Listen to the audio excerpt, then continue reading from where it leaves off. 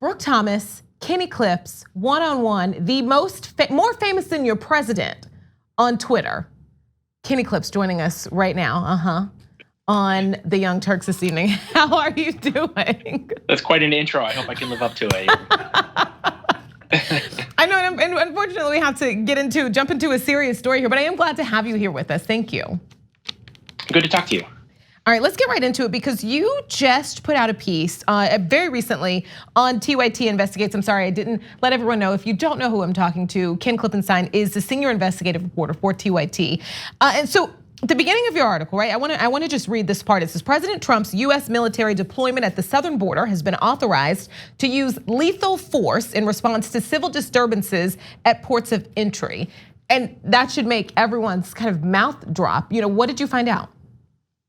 Well, so these documents, which were leaked to me by someone in the Pentagon who was concerned about the direction things were going, shed light on what's called the rules of engagement that the military deployment at the southern border, pursuant to President Trump's direct declaration of a national emergency, according to him, because of undocumented immigrants coming into the country.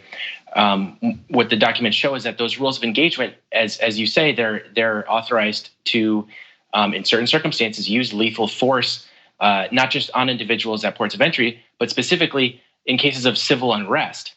And so when you hear civil unrest, that's usually something that you would meet with, non-lethals. And I cite in the story, which you can find on tyt.com/investigates, the Army's own handbook that kind of provides guidance on how they're supposed to operate, saying that in general, civil disturbances are supposed to be met with non-lethal tools, of which there are many more now than there even were decades ago. Crowd suppressants, those kind of things. So yeah, for all those reasons, I was really shocked as well. Has this actually been implemented? Yeah, it has. And if you go through the operations order, which is the document that was given to me and that discloses all of this, it seems as though it came directly from POTUS. Can you explain what the full extent of this force would be? Well, they can literally kill someone if they perceive the people in these,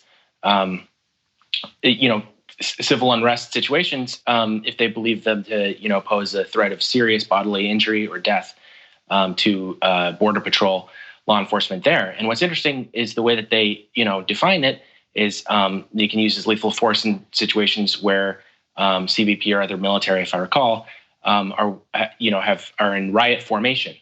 And so that, suggests strongly, I think, that, this is how they might meet rioters, which I haven't seen any cases of riots. I don't see why they would happen at ports of entry, right? But that's something that they have a contingency for. And so now you explain why this is obviously against normal military rules, and this seems like a dumb question, but as we've learned, the president and what's legal don't always line up. So is this legal? It's sort of a gray area, because we have something called posse comitatus, which is a Reconstruction era law after Civil War. Surprise, surprise, after the Civil War, people weren't too keen on the military stomping around U.S. soil. And under posse comitatus, the Posse Comitatus Act, the military is not allowed to, places severe restrictions on the military's ability to operate on domestic soil. And the spirit of that is supposed to be, that has a corrosive effect on civil society, on democracy. This is that military is operating on domestic soil. That's how military dictatorships arise. So in light of all of that, it does seem to fly in the face of at least the spirit of that order. But when a president makes something like a national security declaration, declares a crisis like that, that does give them extraordinary powers. So it's unclear to me. Okay, so I want to move on to something that you brought to my attention. I was joking about your Twitter earlier, but I do get a lot of information from your Twitter. And you were tweeting about this. I want you guys to see a little bit of it. It's a billionaire investor, Leon Cooperman, discussing his concerns about the 2020 election and specifically Elizabeth Warren. Take a look. My game plan is half I'm going to give away in my lifetime, and the other half I'm going to give to my family as a legacy in the form of a foundation where they can meet periodically and give away the money. So go ahead, I'm sorry. Go finish your thought, Lee.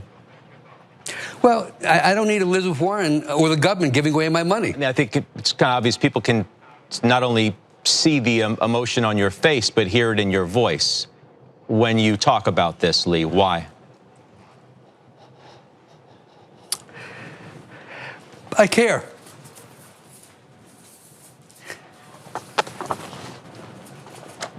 That's it.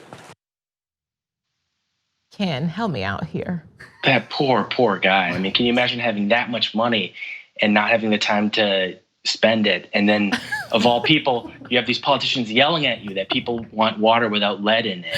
You know, they want their kids to go to school. So bad. I mean, what is this world coming to? You know, that is so bad. I don't. Oh my gosh, I cannot believe that. But I guess I can. But like, it's just like even like wanting people to empathize with you. People can't empathize with you. That's the point. It's if more people could empathize with you, you wouldn't. You wouldn't be that rich. I love this idea that we're not hearing the billionaire point of view. Right. When, you know, it's on a billionaire-owned, investor-owned network. It's a billionaire talking.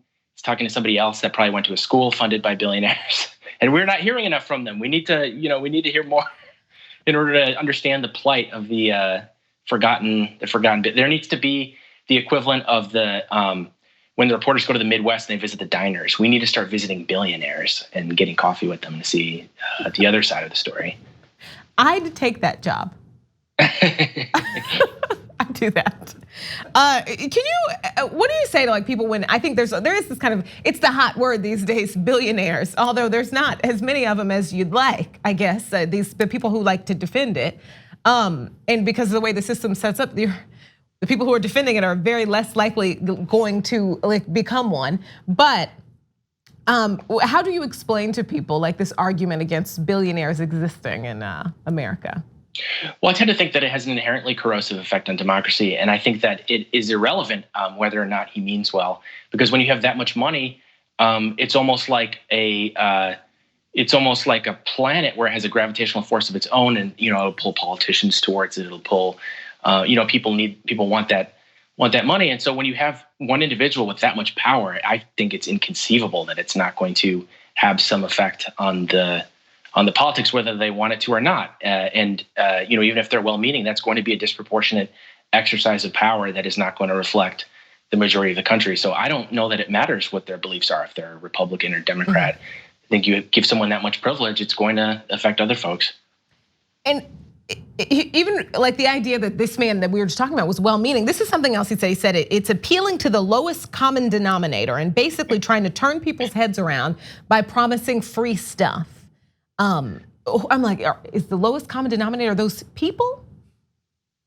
Yeah, it's almost like he's going to launch into a discussion of it reminds me, it's like the medieval era where the highborn have the right blood, and those types with the dirty sort of the undesirables of society. It was very weird to see that coming out of just having seen Joker. I'll say that. Speaking of a joke, can we just have we have a couple minutes left. Can we have a little conversation about why hey boomer is not the new N-word? I love it. It's after how many years of millennials are ruining this, millennials destroyed the diamond industry, millennials, are destroying avocados, they're doing this. And then one joke, one thing after years of this. And I'm in media. I've seen these things posted to Facebook, Twitter, social media. It's like and then you do one thing back and it's, oh my God, what is this world coming to? Why are they? It's the same thing as the billionaire thing. You're right. It's ridiculous. I think it's so frustrating. It's like, oh my gosh, it's so fascinating how people like to run to that, like when they have their own issues. And I don't really love the hey boomer thing. It's not my thing. I didn't really like it. I do think it's kind of like, it's a joke and it's lighthearted. I thought it was it's like saying like, hey, okay, old man.